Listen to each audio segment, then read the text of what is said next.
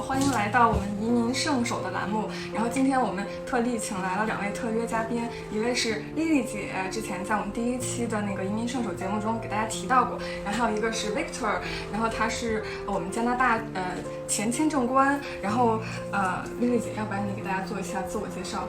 好嘞，大家好，我叫丽丽。那我也是从中国来的。那我现在的话呢，主要是加拿大的联邦持牌移民顾问。那么主要呢也是研究加拿大的移民法。那主要呢从事的 case 呢主要是一些商务移民类的家庭团聚类的。那当然一些学签工签这些我们也是会目视，而且我们还会做一些上诉的 case。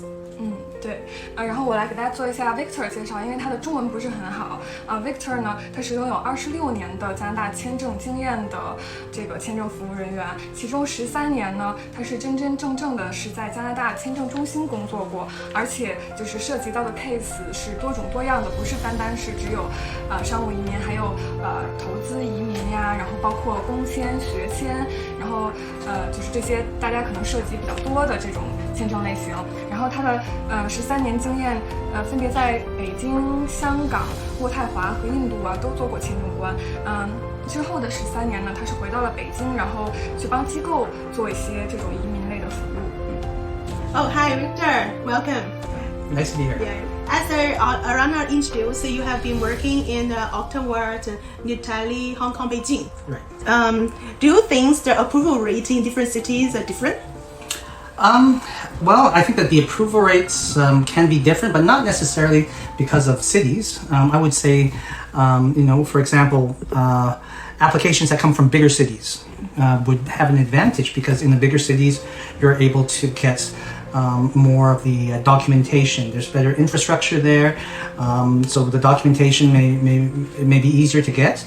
Whereas in more rural areas, there may be some difficulties to getting the banking documents or getting the education documents or letters or whatever. Okay, so I would say that bigger cities probably have an advantage in that way.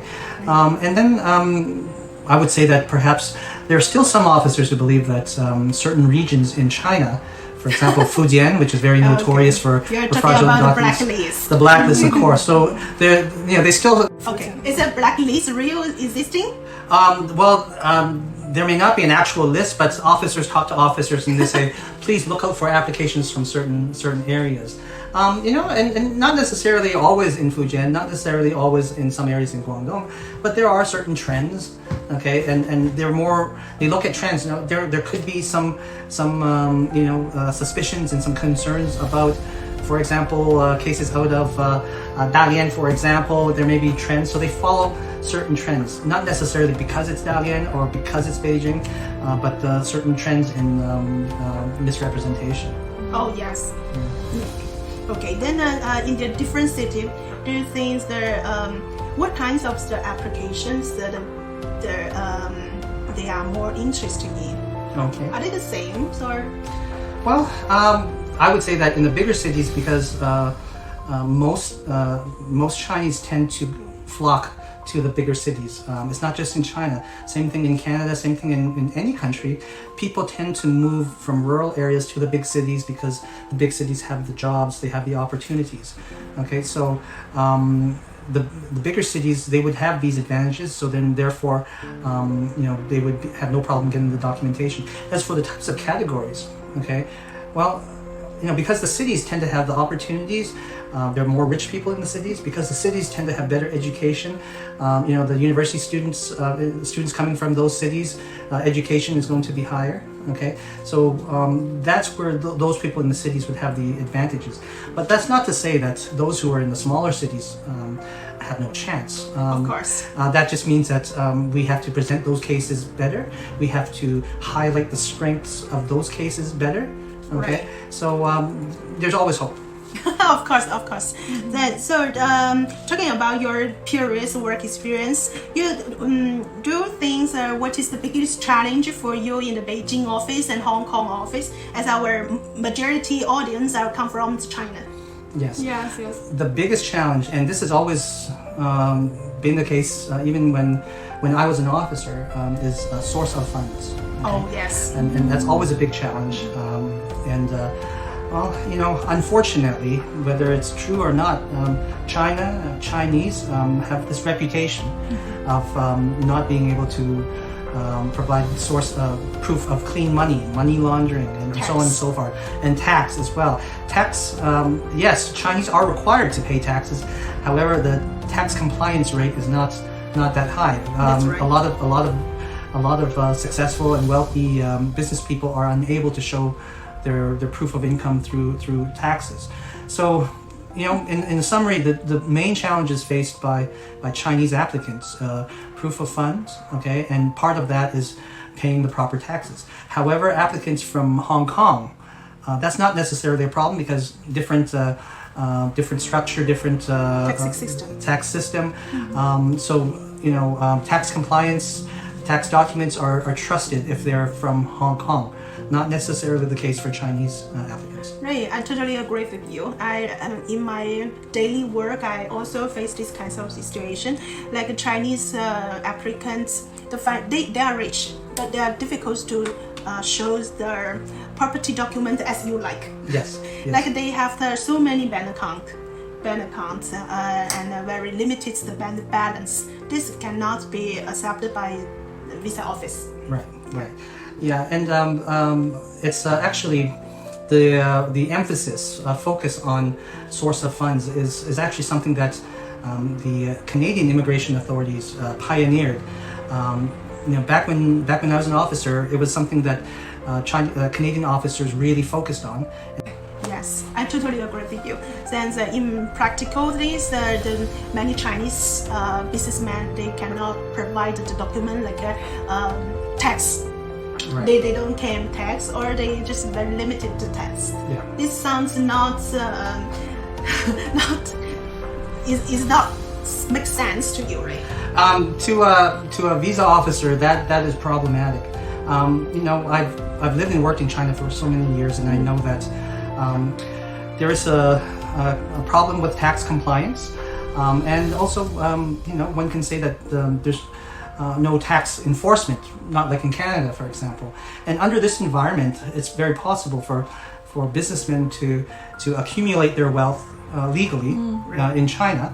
Okay, because if we're being honest here, if you're not paying your proper taxes in China, it's not going to get you in trouble. Not like in Canada. If you don't pay the right amount, you will run afoul of the law.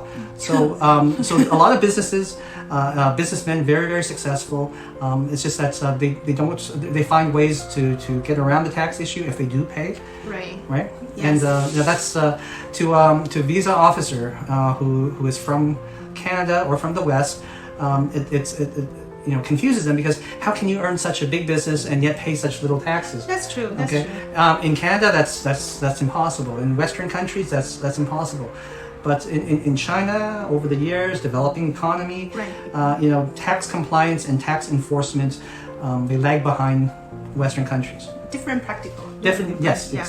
Like for example, like people self-employed, people will earn money like majorly by cash. Yes. They will get it by cash, but it's very difficult to prove you have the certain amounts of the income because you don't have any tax record. This is very challenging for us. And like for the businessmen, they have the very clear and whole practice comprehensive incorporation tax, but they don't have personal income tax. So it is very challenging to us. Yes. Yeah. Talking about the business investor. So what do you think? What kinds of chance is showing to the Canadian immigration? Well, there are many opportunities. Previously, the investor program, the federal investor program, and the still current Quebec investor program, very, very popular for mainland Chinese, Hong Kongers. Well, as we all know by now, the federal investor program does no longer exist. Yes. Quebec investor program, we're not sure about its future. It's the question of whether it will continue is a very good question. So there's a lot of uncertainty there. So back to your question, what kind of opportunities are available for businessmen? Well, each province has their own provincial nominee programs, entrepreneurship programs, and startup visas. So there are many opportunities still available to potential applicants from China, just not as simple and easy as these investor programs. Right. and also self-employed. And also self-employed, of Yes, course. yeah. Yes. For like based on my observations, I can see that in several years ago, like you say, Quebec investor definitely is welcomes to Chinese, but it's unluckily it's stopped now and until the next April 1st. Yeah. And we're thinking that the criteria of the Quebec investor may be adjusted at that time, I think. I think that's a very strong chance. Yeah, that's a trend. And then I think more applicants are more interested in the startups right now because startup visa program is a one-step PR, no more. Yeah. So to many clients are more interesting stuff. But the challenge for them is the IELTS 5, the English one. Okay. English one. Yeah. Then for the business entrepreneur, I can see that many years ago they most likely to invest on restaurant. Yeah. But no, as you know, the current BCBNP office are not interested in, not welcome. Yeah, I totally agree with you about restaurants. You know, it would be very difficult to convince any officer that this restaurant, and typically it will be a Chinese restaurant, will be making a strong economic impact. Yes. In case you don't know, BC, Ontario, and many areas in Canada, we already have many restaurants, so it's very challenging. Yes, I know that. So what kinds of business you think they are more interested in? Oh, I think that there's always a need for these attractive sounding businesses like IT or anything related to STEM, innovative, scientific, and so on and so forth. And I think now as the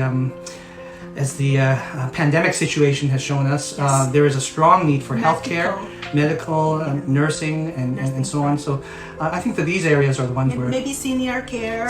Definitely senior care. Definitely, there are problems throughout Canada with how senior care people are treated there, and because of these problems, that's how COVID-19 has spread. The world is changing. Yes, yes. 我查课。没关系，重新再来一次。So, oh, you sit here, you look slim. Yeah, I know. Sorry, I'm not moving. Right here.